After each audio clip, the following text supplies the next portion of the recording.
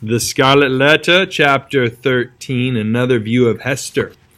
In her late singular interview with Mr. Dimmesdale, Hester Prynne was shocked at the condition to which she found the clergyman reduced. His nerves seemed absolutely destroyed. His moral force was abased into more than childish weakness. It groveled helpless on the ground, even while his intellectual faculties retained their pristine strength, or perhaps acquired a morbid energy, which disease only could have given them. With her knowledge of a train of circumstances hidden from all others, she could readily infer that, beside the legitimate action of his own conscience, a terrible machinery had been brought to bear and was still operating on Mr. Dimmesdale's well-being and repose.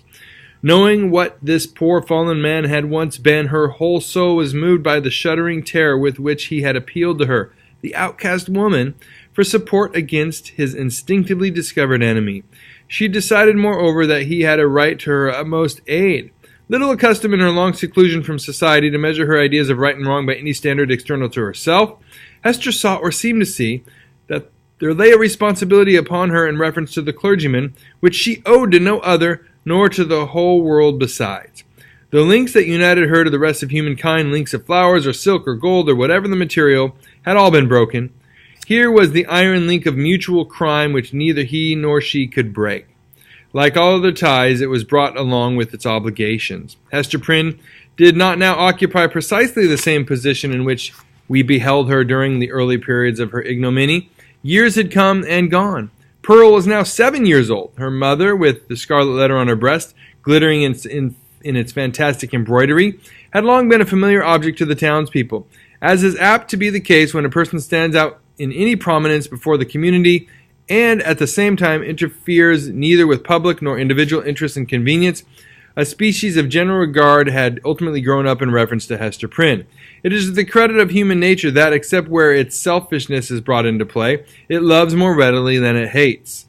Hatred, by a gradual and quiet process, will even be transformed to love, unless the change be impeded by a continual new irritation of the original feeling of hostility. In this matter of Hester Prynne, there was neither irritation nor irksomeness. She never battled with the public, but submitted uncomplainingly to its worst usage. She made no claim upon it, in requital for what she suffered. She did not weigh upon its sympathies. Then also the blameless purity of her life, during all these years in which she had been set apart to infamy, was reckoned largely in her favor. With nothing now to lose in the sight of mankind, and with no hope and seemingly no wish of gaining anything, it could only be a genuine regard for virtue that had brought back the poor wanderer to its path. It was perceived, too, that while Hester never put forward even the humblest title to share in the world's privileges, farther than to breathe the common air and earn daily bread for little Pearl and herself by the faithful labor of her hands, she was quick to acknowledge her sisterhood with the race of man whenever benefits were to be conferred. None so ready as she to give of her little substance to every demand of poverty, even though the bitter-hearted pauper threw back a jibe in requital of the food brought regularly to his door, or the garments wrought for him by the fingers that could have embroidered a monarch's robe. None so self-devoted as Hester when pestilence stalked through the town. In all seasons of calamity, indeed, whether general or of individuals, the outcast of society at once found her place. She came not as a guest, but as a rightful inmate into the household that was darkened by trouble, as if its gloomy twilight were a medium in which she was entitled to behold intercourse with her fellow creatures. There glimmered the embroidered letter, with comfort in its unearthly ray. Elsewhere, the token of sin, it was the taper of the sick chamber. It had even thrown its gleam in the sufferer's hard extremity across the verge of time. It had shown him where to set his foot in while the light of earth was fast becoming dim, and ere the light of futurity could reach him. In such emergencies, Hester's nature showed itself warm and rich, a wellspring of human tenderness, unfailing to every real demand and inexhaustibly by the largest. Her breast, with its badge of shame, was but the softer pillow for the head that needed one. She was self-ordained a sister of mercy, or we may rather say the world's heavy hand had so ordained her, when neither the world nor she looked forward to this result. The letter was the symbol of her calling. Such helpfulness was found in her, so much power to do and power to sympathize, that many people refused to interpret the scarlet A by its original signification. They said it meant able. So strong was Hester Prynne with a woman's strength. It was only the darkened house that could contain her. When sunshine came again, she was not there. Her shadow had faded across the threshold. The helpful inmate had departed without one backward glance to gather up the meed of gratitude, if any were in the hearts of those whom she served so zealously. Meeting them in the street, she never raised her head to receive their greeting. If they were resolute to accost her, she laid a finger on the scarlet letter and passed on. This might be pride, but was so like humility that it produced all the softening influence of the latter quality on the public mind. The public is despotic in its temper. It is capable of denying common justice when too strenuously demanded as a right, but quite as frequently it awards more than justice when the appeal is made, as despots love to have it made entirely to its generosity. Interpreting Hester Prynne's deportment as an appeal of this nature, society was inclined to show its former victim a more benign countenance than she cared to be favored with, or perchance than she deserved. The rulers and the wise and learned men of the community were longer in acknowledging the influence of Hester's good qualities than the people. The prejudices which they shared in common with the latter were fortified in themselves by an iron framework of reasoning that made it far tougher labor to expel them. Day by day, nevertheless, their sour and rigid wrinkles were relaxing into something which, in the due course of years, might grow to be an expression of almost benevolence. Thus, it was the men of rank on whom their eminent position imposed the guardianship of the public morals. Individuals in private life, meanwhile, had quite forgiven Hester Prynne for her frailty. Nay, more, they had begun to look upon the Scarlet Letter as the token, not of that one sin for which she had borne so long and dreary a penance, but of her many good deeds since. "Do you see that woman with the embroidered badge?" they would say to strangers. "It is our Hester, the town's own Hester, who is so kind to the poor, so helpful to the sick, so comfortable to the afflicted." Then, it is true, the propensity of human nature to tell the very worst of itself, when embodied in the person of another, would constrain them to whisper the black scandal of bygone years. It was none the less the fact, however, that in the eyes of the very men who spoke thus, the Scarlet Letter had the effect of the cross on a nun's bosom. It imparted to the wearer a kind of sacredness which enabled her to walk securely amid all peril. Had she fallen among the thieves, it would have kept her safe. It was reported, and believed by many, that an Indian had drawn his arrow against the badge, and that the missile struck it but fell harmless to the ground. The effect of the symbol, or rather of the position in respect to society that was indicated by it, on the mind of Hester Prynne herself was powerful and peculiar. All the light and graceful foliage of her character had been withered up by this red-hot brand, and had long ago fallen away, leaving a bare and harsh outline, which might have been repulsive had she possessed friends or companions to be repelled by it. Even the attractiveness of her person had undergone a similar change. It might be partly owing to the studied austerity of her dress, and partly to the lack of demonstration in her manners. It was a sad transformation, too, that her rich and luxuriant hair had either been cut off or was so completely hidden by a cap that not a shining lock of it ever once gushed into the sunshine. It was due in part to all these causes, but still more to something else, that there seemed to be no longer anything in Hester's face for love to dwell upon. Nothing in Hester's form, though majestic and statue-like, that passion would ever dream of clasping in its embrace. Nothing in Hester's bosom to make it ever again the pillow of affection. Some attribute had departed from her, the permanence of which had been essential to keep her a woman. Such is frequently the fate and such the stern development of the feminine character and person when the woman has encountered and lived through an experience of peculiar severity. If she be all tenderness, she will die. If she survive, the tenderness will either be crushed out of her or, and the outward semblance is the same, crushed so deeply into her heart that it can never show itself more. The latter is perhaps the truest theory. She who has once been woman and ceased to be so might at any moment become a woman again if there were only the magic touch to effect the transfiguration. We shall see whether Hester Prynne were ever afterwards so touched and so transfigured. Much of the marble coldness of Hester's impression was to be attributed to the circumstances that her life had turned, in a great measure, from passion and feeling to thought. Standing alone in the world, alone as to any dependence on society, and with little Pearl to be guided and protected, alone and hopeless of retrieving her position, even had she not scorned to consider it desirable, she cast away the fragments of a broken chain.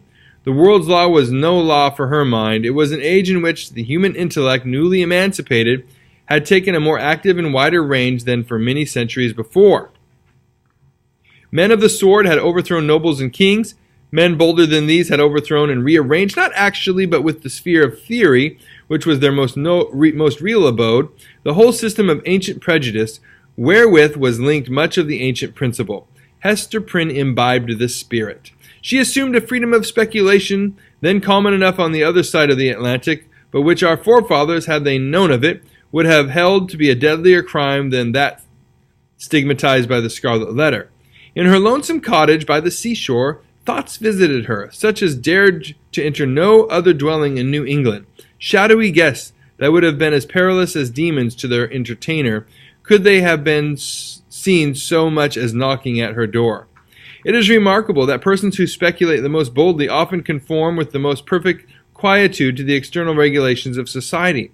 The thought suffices them, without investigating itself in the flesh and blood of action. So it seemed to be with Hester.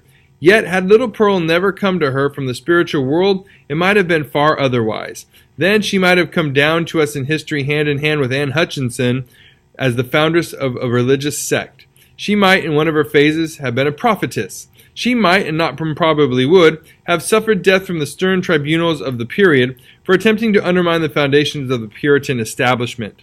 But in the education of her child, the mother's enthusiasm of thought had something to wreak itself upon. Providence, in the person of this little girl, had assigned to Hester's charge the germ and blossom of womanhood, to be cherished and developed amidst a host of difficulties. Everything was against her. The world was hostile. The child's own nature had something wrong in it, which continually betokened that she had been born amiss. The affluence of her mother's lawless passion, and often impelled Hester to ask, in the bitterness of heart, whether it were for ill or good that the poor little creature had been born at all. Indeed, the same dark question often arose into her mind with reference to the whole race of womanhood. Was existence worth accepting even to the happiest among them? As concerned her own individual existence, she had long ago decided in the negative and dismissed the point as settled. A tendency to speculation, though it may keep woman quiet as it does man, yet makes her sad. She discerns it may be such a hopeless task before her. As a first step, the whole system of society is to be torn down and built up anew. Then, the very nature of the opposite sex, or its long hereditary habit, which has become like nature, is to be essentially modified before woman can be allowed to assume what seems a fair and suitable position. Finally, all the difficulties being obviated, woman cannot take advantage of these preliminary reforms until she herself shall have undergone a still mightier change, in which, perhaps, the ethereal essence wherein she has her truest life will be found to have evaporated. A woman never overcomes these problems by any exercise of thought. They are not to be solved, or only in one way. If her heart chance to come uppermost, they vanish. Thus Hester Prynne, whose heart had lost its regular and healthy throb, wandered without a clue in the dark labyrinth of mind, now turned aside by an insurmountable precipice, now starting back from a deep chasm. There was wild and ghastly scenery all around her, and a home and comfort nowhere. At times, a fearful doubt strove to possess her soul, whether it were not better to send Pearl at once to heaven, and go herself to such futurity as eternal justice should provide. The Scarlet Letter had not done its office. Now, however, her interview with the Reverend Mr. Dimmesdale on the night of his vigil had given her a new theme of reflection, and held up to her an object that appeared worthy of any exertion and sacrifice for its attainment.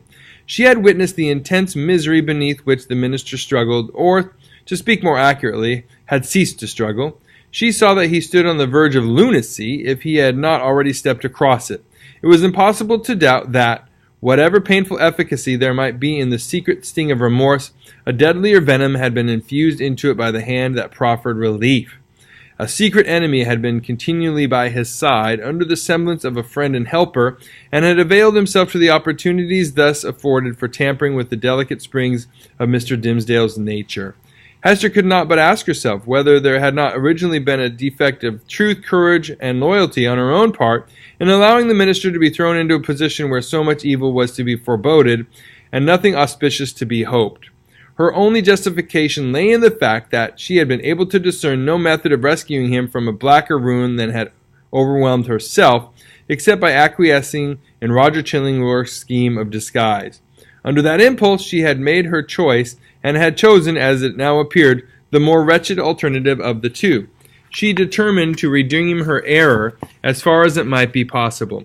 Strengthened by years of hard and solemn trial, she felt herself no longer so inadequate to cope with Roger Chillingworth as on that night, abased by sin and half maddened by the ignominy that was still new, when they had talked together in the prison chamber. She had climbed her way since then to a higher point. The old man, on the other hand, had brought himself nearer to her level, or perhaps below it, by the revenge which he had stooped for. In fine, Hester Prynne resolved to meet her former husband and do what might be in her power for the rescue of the victim on whom he had so evidently set his grip.